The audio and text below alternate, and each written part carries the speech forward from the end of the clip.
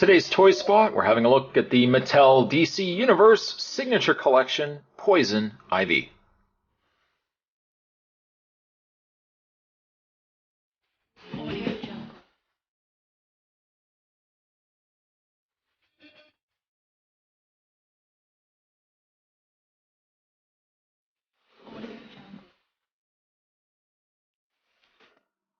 As indicated down below, it's for an adult collector.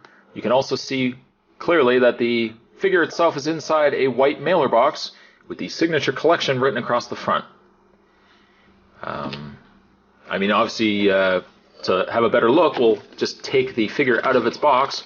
I don't know of anybody who generally, unless you know what, as an adult collector, maybe you keep a lot of these in your mailing boxes. I guess if you bought two of them.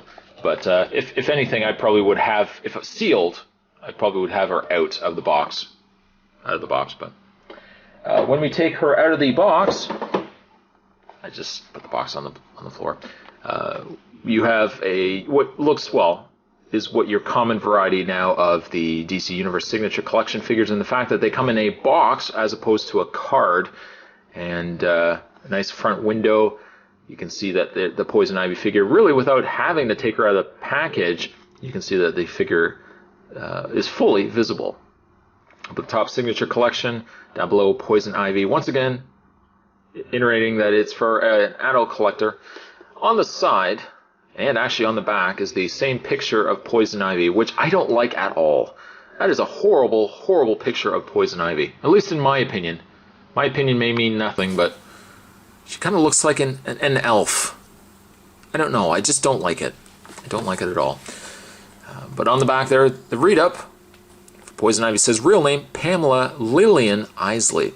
Timid Pamela Isley was a botanist who worked with famous scientist Dr. Jason Woodrow, developing an experimental serum to create human-plant hybrids. Woodrow injected the skittish Isley.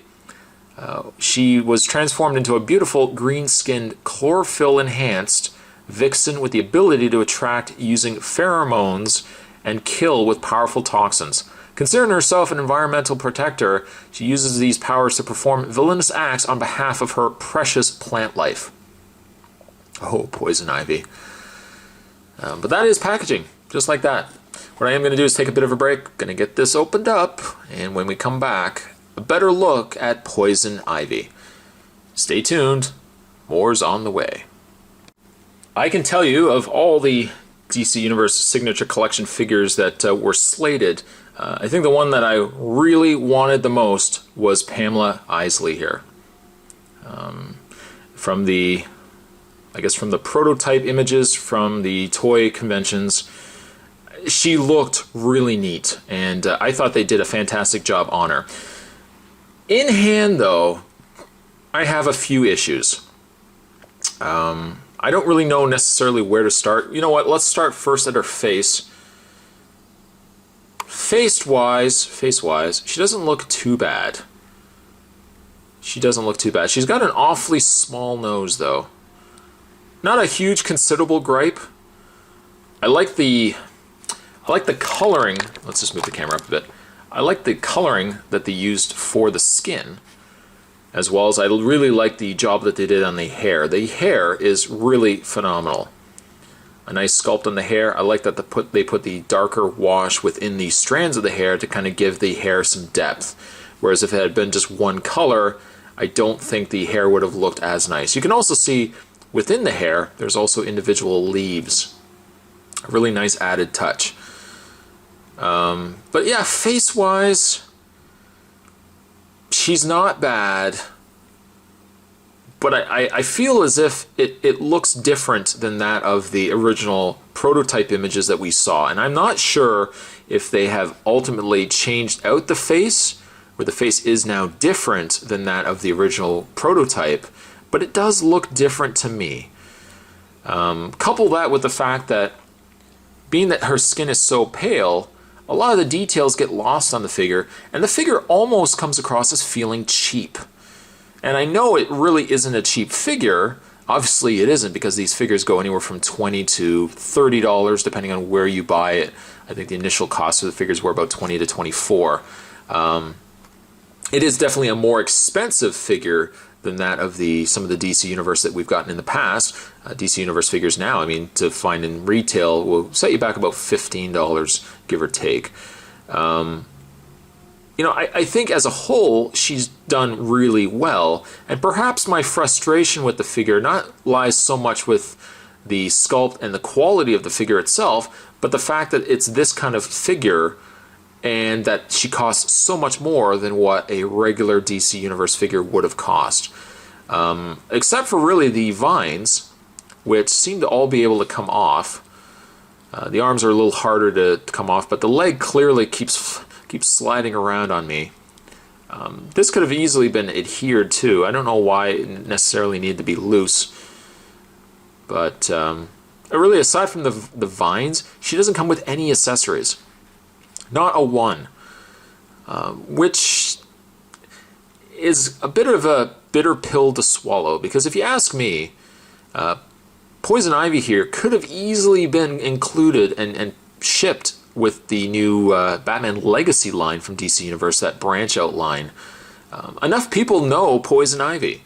I think the whole notion, the whole real sell of the Signature Collection was that we were supposed to be getting figures that nobody really, or more obscure figures, let's say, than that of the more popular ones. Now, granted, that trend hasn't really continued very well because some DC Universe figures that we've gotten, most of the time we're like, who is this? Who? I don't know who this person is. Poison Ivy could have easily been packed as a retail release DC Universe figure. It kind of escapes me as to why we would have gotten it as part of a Signature Collection, aside from being able to give an excuse that we can charge a little bit more of this right here. The fact that she came as a Signature Collection and has garnered the price that she has, at least a display stand or something would have been nice. The Batman Legacy figures have at least got display stands that have the names across, and again, that's a figure that's almost $10 less than this one right here. I really don't want to rant too much, and I really don't want to pick apart the figure as much as I have. It's a nice figure, but I just feel like for a $24, again, to $20, maybe $30 figure, she could have had a lot more going for her. She also has closed fists, so even if you had given her accessories, it would have been no good. It would have been good to no one.